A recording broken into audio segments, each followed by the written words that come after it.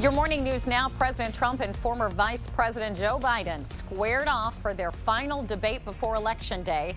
They sparred on a range of issues, including COVID-19, health care, immigration, race, and which candidate is better suited to lead the nation. Overall, the discussion was more orderly than last month's chaotic debate. Even before last night's event, about 47 million Americans had already voted. Happening tomorrow, President Donald Trump is set to return to Wisconsin. According to his campaign, the president will hold a rally at Waukesha County Airport Saturday night.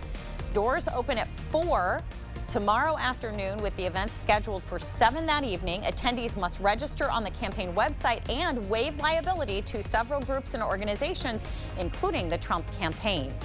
We all have a duty to check our facts and to stop the spread of mis and disinformation.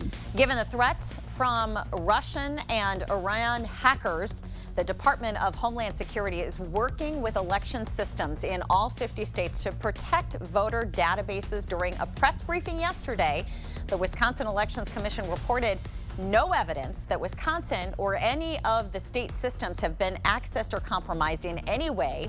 But for voters, this serves as a reminder to all of us heading into the election to seek out trusted sources for voting information. Here's my forecast for your community. Temperatures in the mid-30s to around 40 degrees for northern parts of the viewing area. 36 in Menominee, 39 in Eau Claire. Here in La Crosse will be on either side of 40. Chillier over southeastern Minnesota. Mid-30s in portions of, say, Wabasha, Winona, and Fillmore counties. Upper 30s to low 40s for highs across the south. Republicans on the Senate Judiciary Committee voted to send Judge Amy Coney Barrett's Supreme Court nomination to the full Senate. Democrats on the committee walked out in protest. In their seats, they left posters of Americans they say stand to lose coverage if Obamacare is struck down by a more conservative court. The FDA has approved Remdesivir, an antiviral drug for the treatment of COVID-19.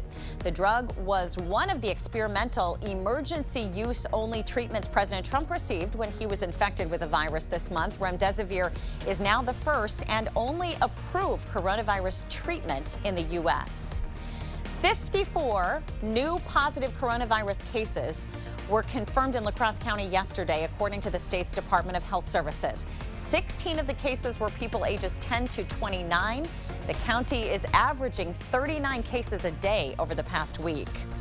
Today, a COVID-19 testing site opens at Holman High School at 10 this morning, and it takes place again next Friday at the same location and time. Tomorrow, the West Salem Highway Shop will be hosting a site from 9 a.m. until 5 p.m., with another taking place there again next Saturday. A number of other testing sites open next week in La Crosse, Viroqua, and Independence. Schools in our area that are doing either in-person or virtual learning are facing a similar challenge: the lack of substitute teachers. A lot of subs are retired teachers, and school leaders say many are backing out this year due to COVID risk. But not having enough subs available could be consequential, especially with the coronavirus going around. A virtual event happening today in our area is teaching others in the community how to recognize signs of domestic violence and help victims. Cut It Out is a training session hosted by the Beauty Community Against Domestic Abuse. New Horizons is holding this program to help local salon professionals understand the signs of abuse and guide victims toward help. The first one is today from 3 to 5 in the afternoon. 2 more will take place later in November. If you would like to take part, you can call 791-2610, extension 1309. By clearing out your medicine cabinet and safely disposing of those drugs, you can help us work to fight the opioid epidemic. Tomorrow is Prescription Drug Take-Back Day in Wisconsin, which gives people the chance to safely get rid of expired medications.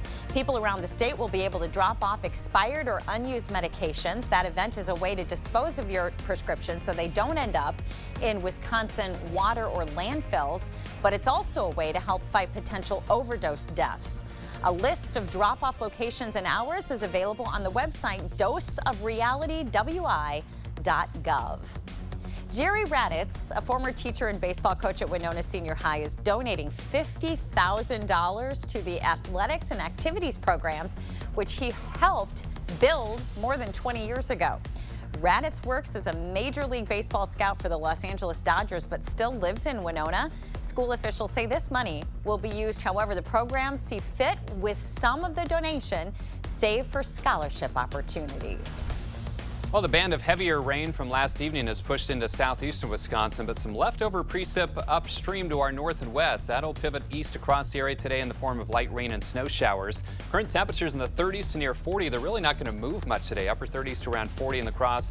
Breezy north to northwest winds making it feel even chillier. And another system could bring some light accumulations of snow around here on Sunday. We want to thank you for sharing your morning with us and hope you have a great weekend. We'll see you back here on Monday morning.